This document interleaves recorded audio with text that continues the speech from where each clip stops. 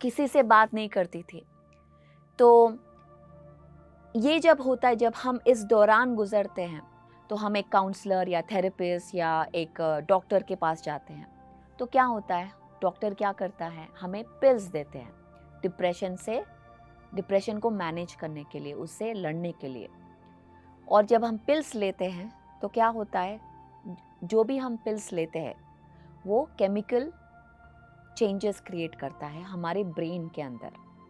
So normally जो stress hormones release होता है डिप्रेशन की वजह से, एसिड्स रिलीज होते हैं जो कि कॉर्टिसोल और एड्रेनलिन, वो जो एसिड्स है उसको उसको न्यूट्रल करने के लिए हमें और पिल्स दिया जाता है जो कि हैप्पी हार्मोन्स, हमें एक जैसे पेन को सप्रेस करने के लिए हमारी उस पेन सेंटर को नंब कर देते हैं, वैसे ही हमें वो जो वो जो फील करने का जो सेंटर है उसको नम करके हमें एक इल्यूजन में रहते हैं कि हम हैप्पी हार्मोन्स हैं। तो रियली वे कोई रूट कॉज, हम एक कॉज को क्योर नहीं कर रहे, हम अपने दिमाग को बस नंब कर रहे हैं। हम इसको नम करके कोई भी केमिकल हम बार बार लेते हैं तो उसको क्या होता है, हमें एडिक्शन हो जाती है। ये पिल ही नहीं, कोई शुगर हो सकता है, एक इमोशन हो सकता है, अल्कोहल हो सकता है, ड्रग्स हो सकता है। So same thing, same theory इस पे भी अप्लाई करती है। तो पहले क्या होता है, उस केमिकल हम लेते हैं, हमें अच्छा फील होता है। क्यों अच्छा फील होता है? क्योंकि हम उस सेंटर को नम कर रहे हैं, और अच्छा फील करने से अरे ये तो बहुत अच्छा है, इससे तो मेरी तबीयत भी मैं फील भी अच्छा करने लगा हूँ, तो और रोज़ लेने लगते हैं। और ये रेपिटेशन के वजह से हम इस केमिकल के साथ एडिक्ट हो जाते हैं। तो ये प्रोसेस है। और ये भी कहा जाता है कि ये स्पेल्स को लीजिए, आप अपनी उस ट्रिगर से दूर रहिए, जो भी वो ट्रिगर है।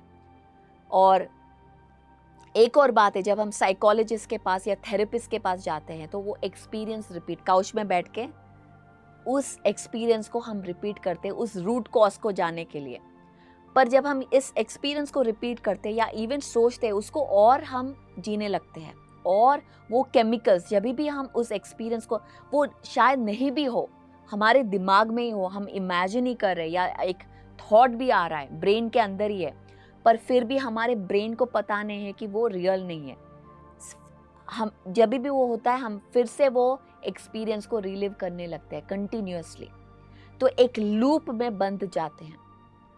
तो इस लूप से कैसे बाहर निकले कि हमें वही एक्सपीरियंस बार बार दोहराते हैं, वही पास्ट में जीने लगते हैं।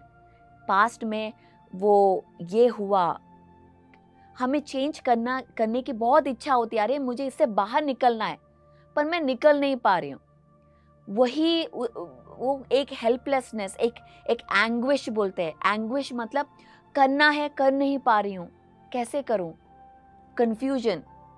तो इस एंग्विश एक बहुत ही अमेजिंग वर्ड है इंग्लिश में, कि एक फियर है, एक हेल्पलेसनेस है, और एक कंट्रोल, एक सिचुएशन को हम कंट्रोल नहीं कर पा रहे हैं। ये सारे इमोशंस के साथ हम जुड़ जाते हैं।